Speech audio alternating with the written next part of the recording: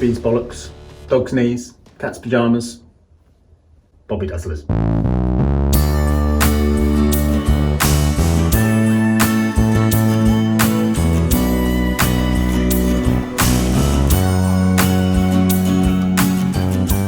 So I am going to review these shoes obviously because I really like them, but they're particularly fascinating down the bottom, and they're really grippy in many situations, and they kind of got me thinking about fundamental questions of shoe design.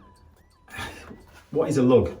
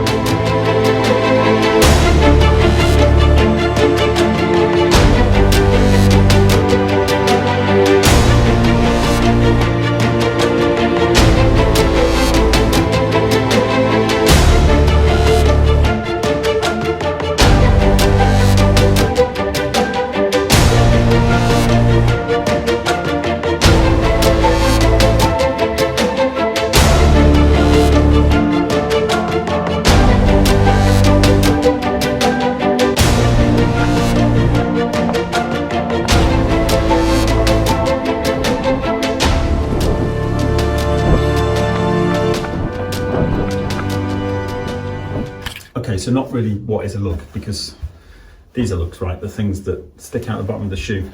So more, what are they for? And they're to give you grip, right? The mechanical grip. So if you forget about the compound of the rubber for a minute and just look at the physical design of the bottom of the shoe, that's what they're there for. But this has got a lot more going on than the normal lugs. There's what OnRunning call clouds.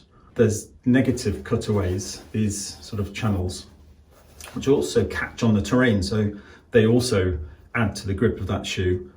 There's even sort of texture on the lugs on lugs. So there's kind of a lot to unpack. Just looking at these Hoka Torrent, big fan of these shoes.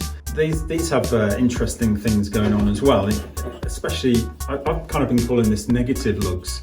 It's where they cut through the outsole to reveal the midsole, and it has a few effects. Obviously it saves weight and it probably improves flexibility, but it also kind of makes another lug, but it's like it's a negative lug. So if I measure the lugs on here, these are a bit worn out, but there's probably still kind of 4 mil. But if you then measure into that negative space as well, then you're looking at 8 mil. So you're potentially doubling the size of the lug in terms of catching on a rock and getting that grip you need.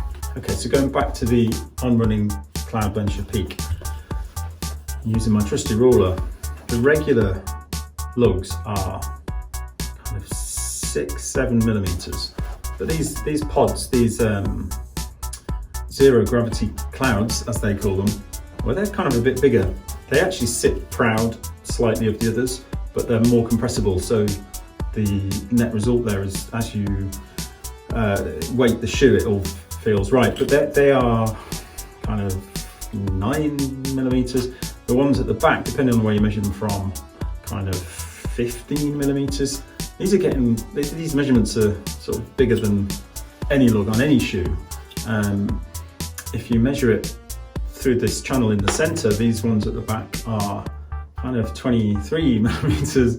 They're kind of just massive lugs, and they are kind of lugs. They're giving you grip, especially on rocky technical terrain, which incidentally is where these probably excel the most. So apart from some general thoughts on the design of trail running shoes, outers, outsoles, midsoles, what about this shoe specifically? So it's the OnRunning Cloudventure Peak. It's their racing trail shoe.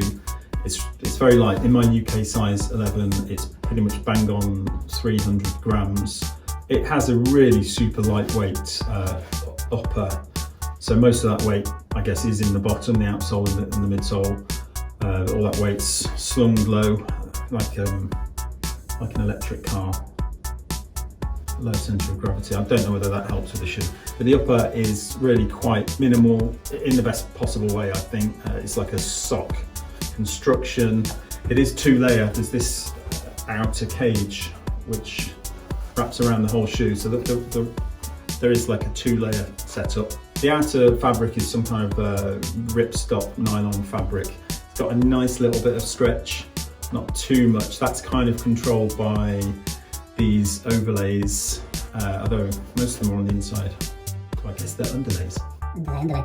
There's a overlaid rand which is quite minimal, but it just gives you a little bit of a bumper toe cap. The inner sock part, which forms the heel cup and the tongue, it's all quite thin, not particularly padded, but just enough. It also means it doesn't gain much weight when it gets wet. I think it gained about 25 grams after giving it a real soak in, so that's good. The heel cup specifically is pretty minimal. There is this outer plastic cage which just gives it that little bit more control. The fit generally is quite narrow, but medium to narrow. It hugs your foot. It's a nice sort of controlled, tight, racy feel, so you can contour really well.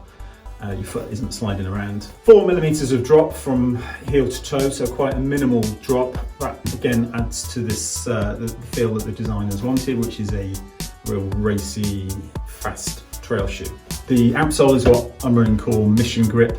Fairly sticky rubber, but it seems to be holding up quite well. They also use this speedboard, which is a firm plastic kind of insert, which helps give it quite a snappy feel. It's sort of flexible, but you have that pop, which is coming not from the midsole. The midsole doesn't particularly do much. It's quite firm, again, adding to that real fast feeling shoe.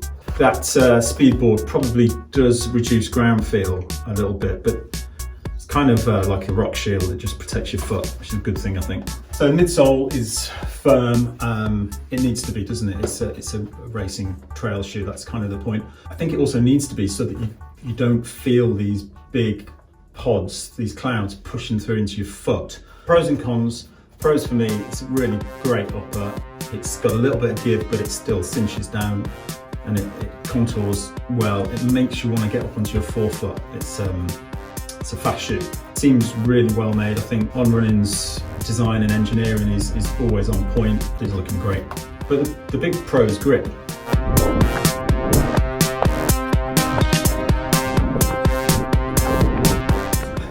I'm genuinely struggling to think of things that I don't like about it. It's white, it's dirty.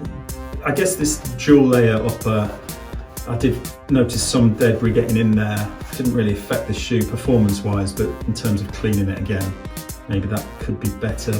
But I'm really nitpicking. Midsole's really firm, but that's sort of the point. So I suppose the only knock is comfort if you're trying to run a really long way, but elite runners will still do that in this shoe.